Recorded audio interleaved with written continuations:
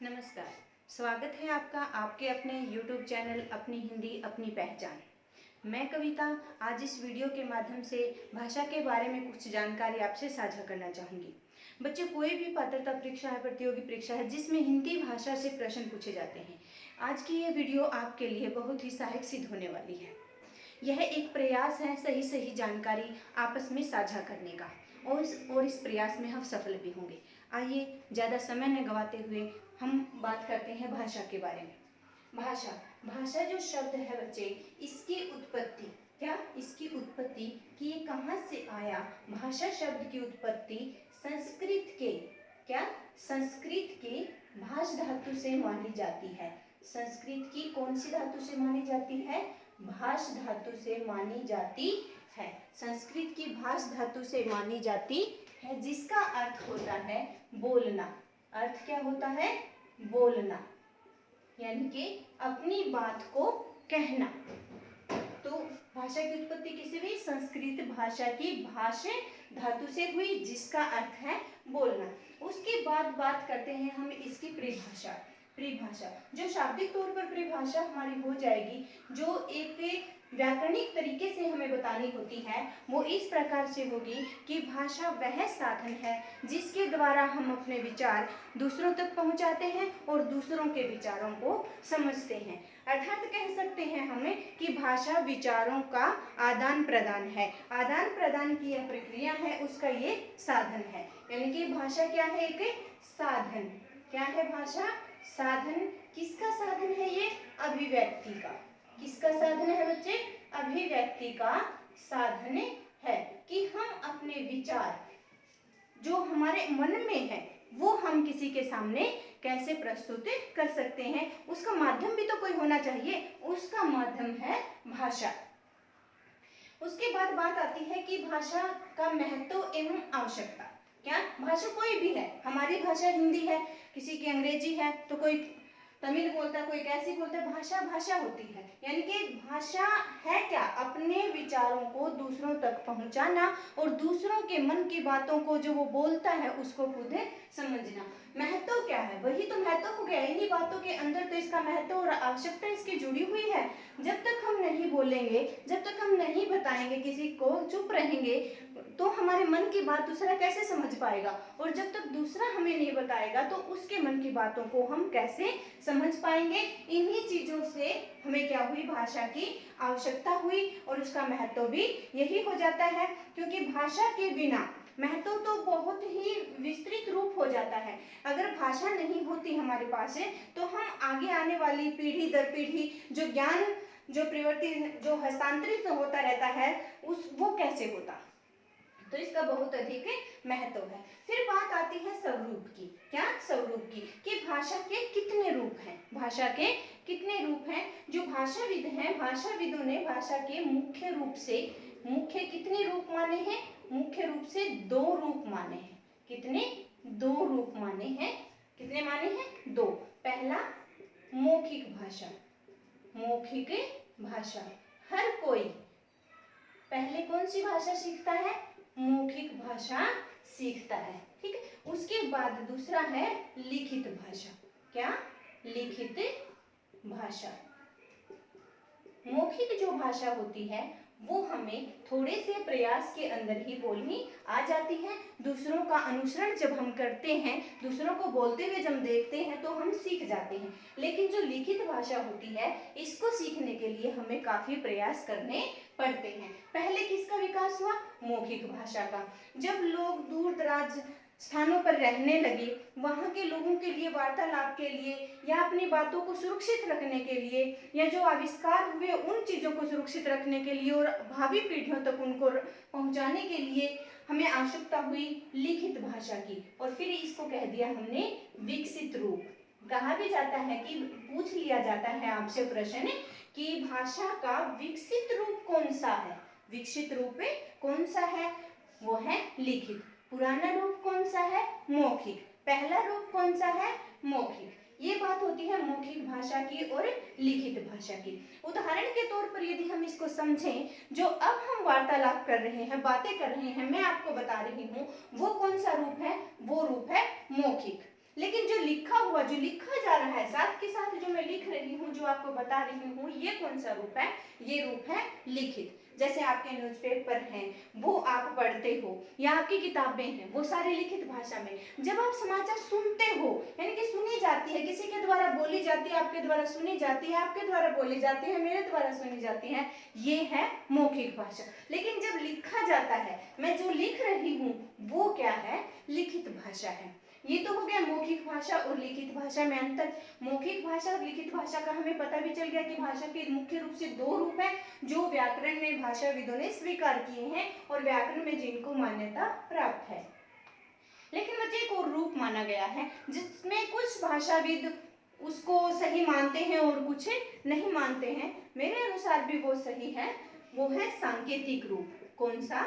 सांकेतिक रूप, सांकेतिक भाषा। क्या?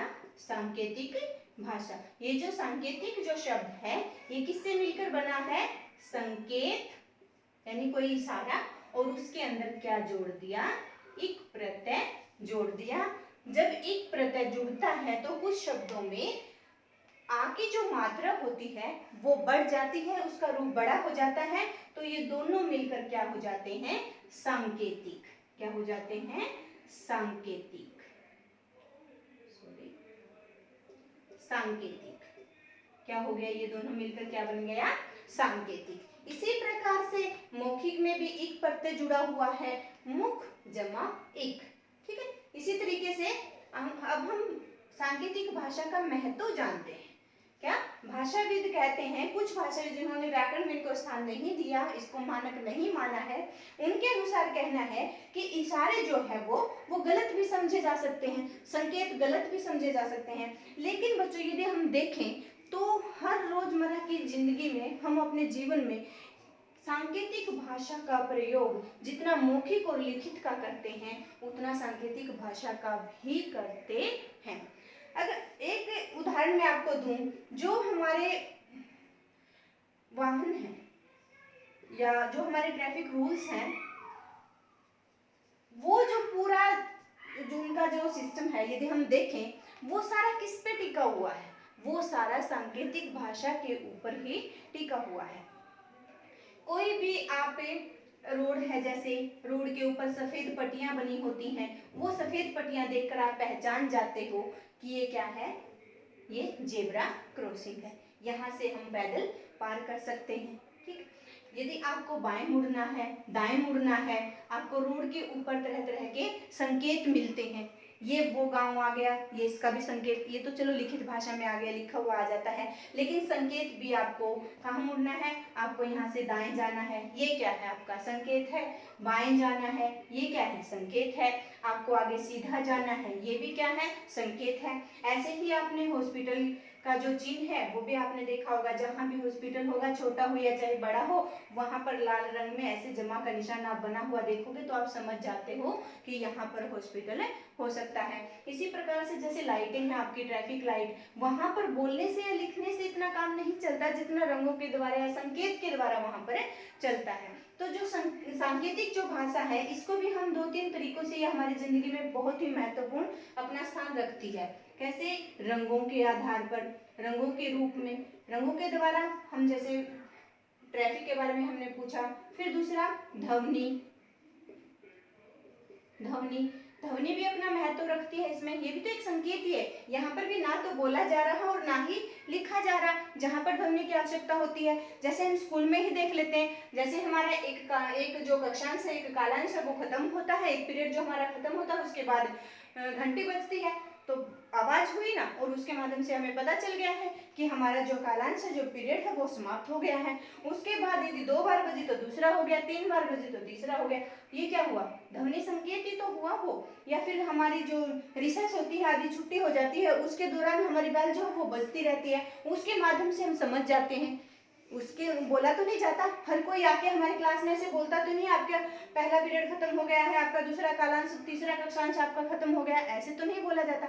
इस प्रकार यदि हम देखते हैं तो इनका हमारे जीवन में सांकेतिक भाषा का बहुत ही महत्व है। एक और बात, अंगों के द्वारा भी, आंगिक जो इसमें भी अंग को इक पर जोड़ देने से ये शब्द बना है आंगिक, यानी कि अंगों के द्वारा संकेत करके भी। आप भी जैसे कक्षा में बैठे पढ़े हो, जब कक्षा में बैठे बैठे एक दूसरे से इशारे करते रहते हो, कुछ अपनी बात कहनी होती है या कुछ मांगना होता है, वहां पर कौन सी भाषा आप यूज करते हो? वो सांकेतिक भाषा का ही तो प्रयोग करते हो आप।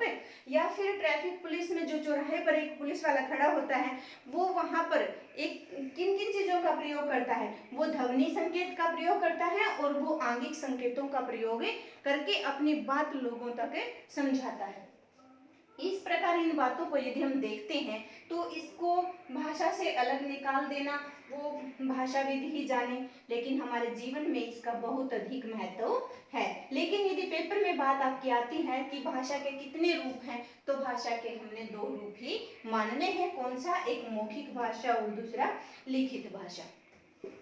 ये विकसित रूप है। पहले किसका विकास हुआ? मौखिक भाषा का, फिर लिखित भाषा का। मौखिक भाषा का को हम अनायास सीख जाते हैं, थोड़ा प्रयत्न करना पड़ता है, लेकिन लिखित भाषा को सीखने के लिए हमें बहुत ज्यादा प्रयत्न करना पड़ता है। उसके बाद बात आती है आधार की, कि किन आधारों पर? आधार के आधार पर यदि हम देखते हैं तो 2 आधार होते हैं किसी भी भाषा को सीखने के। कौन से होते हैं? एक होता है आंतरिक, आंतरिक या अंतर भी बोल देते हैं, आंतरिक आधार। दूसरा होता है बाह्य या बाहरी भी बोल सकते हैं, बाह्य आधार। इनमें क्या अंतर है?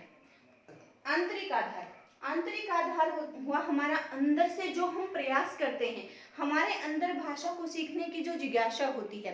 जैसे एक छोटा बच्चा होता है, जब वो भाषा को सीखना चाहता है, वो पहले आ ई उ ऐसे ऐसे थोड़ा से शब्दों को दोहराता रहता है, उनको बोलता रहता है। वो प्रयास करता है कि मेरे सामने वाले, जैसे हम उससे बोलते हैं आप आ जाओ, खड़े हो जाओ, इन चीजों को, तो वो भी जवाब देने की कोशिश करता है। वो हो गया उसका आंतरिक आधार, यानी कि उसके अंदर से जिज्ञासा है कुछ सीखने की। अभी हम भी जो सीखना चाहेंगे, यदि हमारे अंदर से जिज्ञासा नहीं होगी, यदि हमारा आंतरिक आधार नहीं होगा, तो जो सिखाया जा रहा है ये क्या है? बाह्य आधार है, ये इसका कोई महत्व नहीं है। यानी कि ये एक दूसरे के पूरक हैं। जितना इसका महत्व है उतना ही उसका भी महत्व है। जब तक हमारे अंदर जिज्ञासा नहीं होगी कुछ भी सीखने की, तब तक जो बाहरी प्रयास हैं वो अधूरे हैं। तो दोनों एक दूसरे पर आश्रित भी हैं। उसके बाद बात आती है भाषा एवं बोली की। भाषा जो होती है उसके अंदर अनेक बोलियां होती हैं। एक भाषा अलग अलग तरीके से बोली जाती है, उनको बोलियों का रूप आगे दे दिया जाता है। भाषा के अंदर जैसे हम अपनी हिंदी भाषा को ही लेते हैं, हिंदी भाषा के बारे में ही हम अपना ज्ञान एक दूसरे से साझा करेंगे। हिंदी भाषा के अंदर भी अनेक बोलियां आती हैं। क्या आती हैं? अनेक बोलियां आती हैं। इन बोलियों की चर्चा कि हमारी हिंदी भाषा की कितनी उपभाषाएं हैं और उन उपभाषाओं में कितनी बोलियां आती हैं, इनकी चर्चा हम अपने अगली वीडियो में करेंगे। आज तक के लिए इतना ही। एक बार हम दोहराई कर लेते हैं कि भाषा शब्द की उत्पत्ति किससे हुई है? भाषा शब्द की उत्पत्ति हुई है भाष धातु से, जो संस्कृत की है।